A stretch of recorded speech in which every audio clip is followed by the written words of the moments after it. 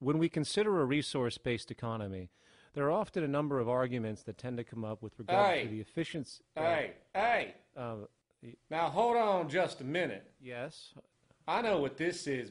This is called Marxism, buddy. Stalin killed 800 billion people because of ideas like this. My father died in the gulag. Hold on. Communist, fascist. You don't like America, you should just leave. All right, everybody just calm down. Death to the New World Order. Death to the New World Order. And as the irrationality of the audience grew, shocked and confused, suddenly the narrator suffered a fatal heart attack. And the seemingly communist propaganda film was no more.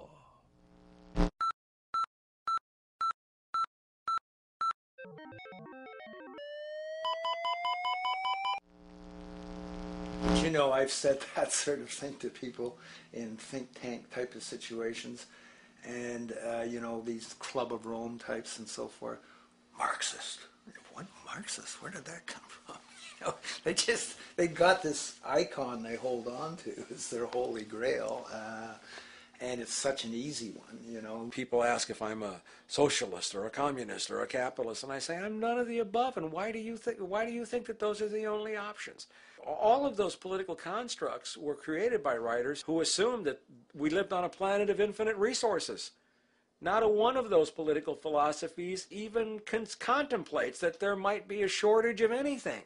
I believe that communism, socialism, free enterprise, fascism are part of social evolution, that you can't take a giant step from one culture to another, but they're in-between systems. Before there's any ism, we've got a life ground, and the life ground is, as I just described most easily, it's all the conditions required to take your next breath, and that involves the air you breathe, the water you get, the safety you have, the education you can access, all these things that we share and use and that no life in any culture can do without. So we've got to reset down to the life ground, and the life ground is no longer any ism. It's life value analysis. It's simply a matter of historical fact that the dominant intellectual culture of any particular society reflects the interests of the dominant group in that society. In a slave-owning society, the beliefs about human beings and human rights and so on will reflect the needs of the slave owners. In a society which again is based on the power of certain people to control and profit from the lives and work of millions of others, the dominant intellectual culture will reflect the needs of the dominant group.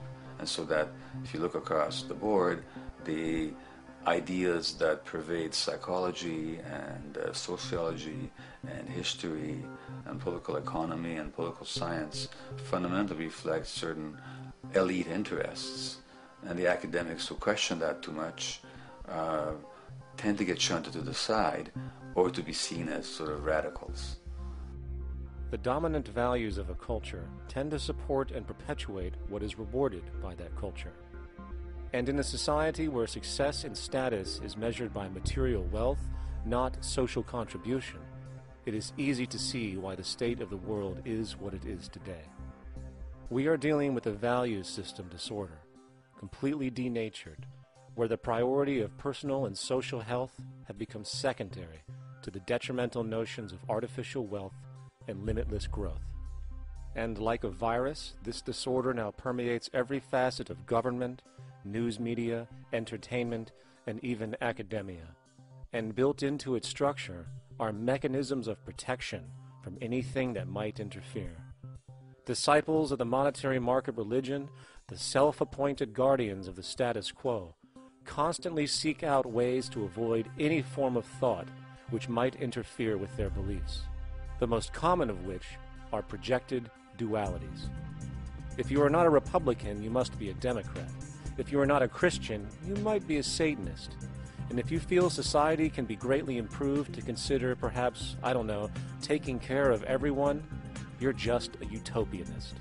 And the most insidious of them all, if you are not for the free market, you must be against freedom itself. I'm a believer in freedom. Every time you hear the word freedom being said anywhere or government interference said anywhere, it means, decoded, blocking maximization of turning money into more money for private money possessors. That's it. Every other thing they'll say, oh, we need more commodities for people, oh, this is freedom against tyranny and so forth. Every time you see it, you can decode it down to that. And I think you'll find a one-to-one correlation with every time they use it. And this is a sense in which we might call, it's a syntax, a governing syntax of understanding and of value, so that it governs beneath their own recognition of it. So they may not say, oh, I didn't mean that at all, but in fact, that's what they do. Just like you may speak a grammar, and you have rules of grammar you follow without recognizing what the rules are.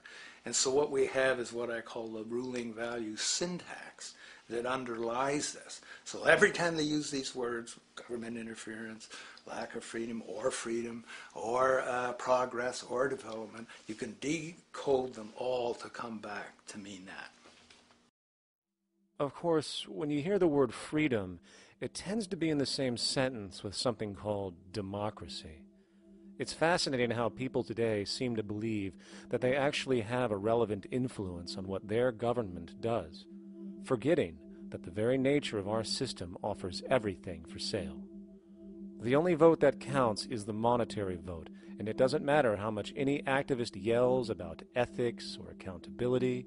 In a market system, every politician, every legislation, and hence every government is for sale.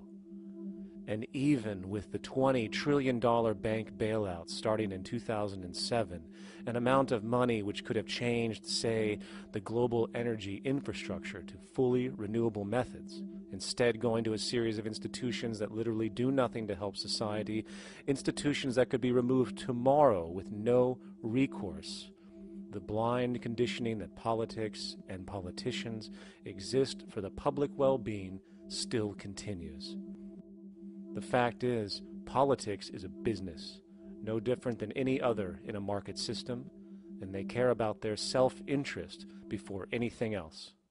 I don't really, honestly, deep down believe in political action. I think the system contracts and expands as it wants to. It accommodates these changes. I think the civil rights movement was an accommodation on the part of those who own the country. I think they see where their self-interest lies. They see a certain amount of freedom seems good, an illusion of liberty. Give these people a voting day every year so that they'll have the illusion of meaningless choice. Meaningless choice that we go like slaves and say, oh, I voted. The limits of debate in this country are established before the debate even begins, and everyone else is marginalized. They're made to seem either to be communists or some sort of disloyal person. A kook, there's a word.